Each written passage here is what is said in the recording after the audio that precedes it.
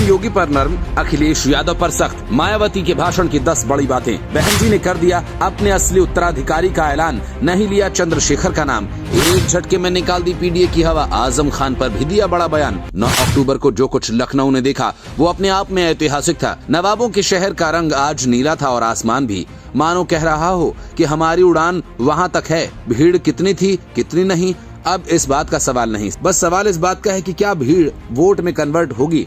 क्योंकि मायावती ने मंच से जो कहा उसके कई मायने निकाले जा सकते हैं। अगले 4 मिनट में हम आपको बताएंगे मायावती के बयान और 10 बड़ी बातें। क्योंकि बहन जी की हर बात के पीछे एक अलग मतलब होता है जो समझना आसान नहीं होता। बयान नंबर 1, मायावती ने अपने भाषण की शुरुआत में ही अखिलेश यादव की पीडीए की हवा निकाल दी और ऐसा सवाल पूछ लिया कि जिसका जवाब अखिलेश यादव 7 जन्मों तक भी न दे पाए। मैं सपा मुखिया अखिलेश यादव से मैं ये पूछना चाहती हूँ, यदि माननीय श्री कांशीराम जी के प्रति आपका इतना ही आदर सम्मान था तो जब यूपी में मेरी सरकार थी तो मेरी सरकार ने अलीगढ़ मंडल में कासगंज के नाम से अलग से जिला बनाया। उस जिले का नाम माननीय श्री कांशीराम जी नगर के नाम से रखा था। लेकिन जैसे ही समाजवादी पार्टी पावर में आई उन्होंने नाम बदल दिया। मान्यवर श्री कांशीराम जी के नाम पर हमने कॉलेज, यूनिवर्सिटी, अनेकों संस्थानों के नाम रखे, अनेकों संस्थानों के नाम रखे, जनहित की योजनाएं शुरू की। सारी के सारी समाज अधिकांश जो बड़ी बड़ी योजनाएं थी वो सभी के सभी इन्होंने बंद कर दी समाजवादी पार्टी की सरकार ने। जब ये सत्ता में रहते हैं ना इनको पीडीए याद आता है और ना पीडीए के जो संत गुरु और महापुरुष है वो भी याद नहीं आते हैं। जब ये सत्ता से बाहर हो जाते हैं तब इनको हमारे संत गुरु और महापुरुष याद आते हैं। तो ऐसे दोगले लोगों से आप लोगों को बहुत ही सावधान रहने की जरूरत है। मायावती ने अपने इस बयान से समझाने की कोशिश की कि समाजवादी पार्टी पर भरोसा नहीं करना। जहां अखिलेश यादव मायावती के निशाने पर रहे, वहीं उन्होंने बयान नंबर 2 में खुले मंच से सीएम योगी और उनके सरकार की तारीफ की। साथ ही वर्तमान राज्य सरकार की भी बहुत बहुत आभारी है और इसलिए आभारी है क्योंकि इस स्थल को देखने वाले लोगों के टिकटों का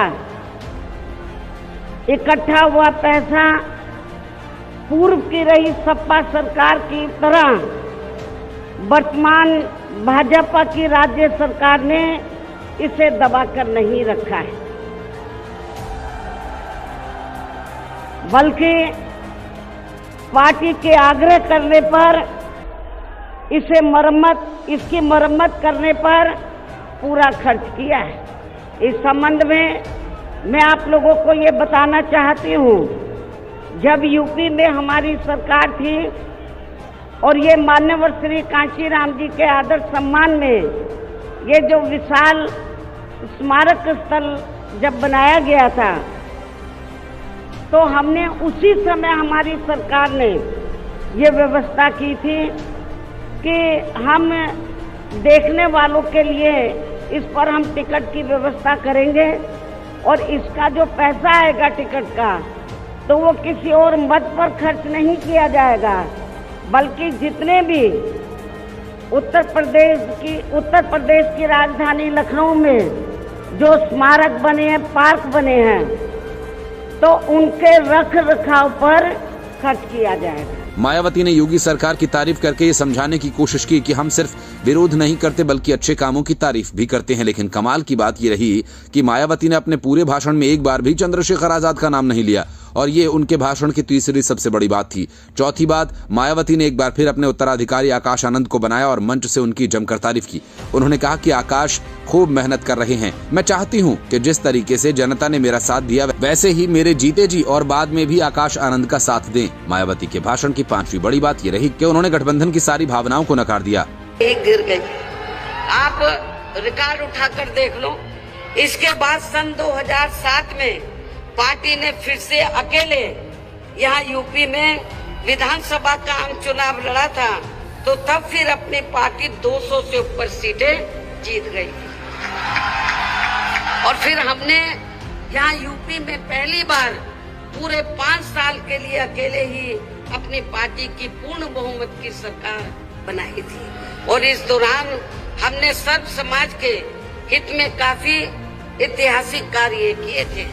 ऐसे में पार्टी द्वारा गठबंधन करके चुनाव लड़ने से या फिर गठबंधन की सरकार बनाने से भी यहाँ सर्व समाज में से खासकर गरीबों एवं बहुजन समाज के लोगों का सही से विकास व उत्थान आदि नहीं हो सकता है।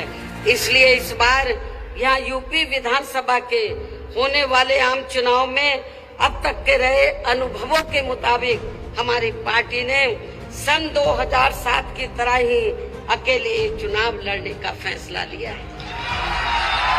वैसे मुझे ये पूरा भरोसा है कि आज के कार्यक्रम में अपने खुद के पिछले सभी रिकॉर्ड तोड़ते हुए उम्मीद से कई गुना ज्यादा लाखों की संख्या में आई ये अपार भीड़ इस बार यहाँ यूपी में होने वाले विधानसभा चुनाव में अपनी पार्टी को सत्ता में जरूर लाएगी। मायावती के भाषण की छठी बड़ी बात ये रही कि उन्होंने आई लव मोहम्मद पर राजनीति करने वालों को आड़े हाथों लिया। उन्होंने कहा कि आई लव मोहम्मद के नाम पर स्वार्थी लोग राजनीति करके हिंसा फैला रहे हैं। उनके भाषण के साथ में बड़ी बात यह रही कि राहुल गांधी पर उन्होंने निशाना साधा। उन्होंने साफ कहा कि कुछ लोग संविधान की किताब हाथ में लेकर नाटक कर रहे हैं। उन्हीं लोगों ने हमारे और हमारे परिवार के ऊपर केस लगवाने का काम किया था। मायावती ने एक बार फिर ईवीएम मशीन को हटाए जाने की मांग कर डाली। ये उनके भाषण की 8वीं बड़ी बात रही। इसके अलावा मायावती ने बिहार चुनाव को लेकर जनता के सामने अपनी बात रखी और अपनी पार्टी के लिए वोट मांगे। इसका मतलब है कि बिहार पर भी उनकी नजर है।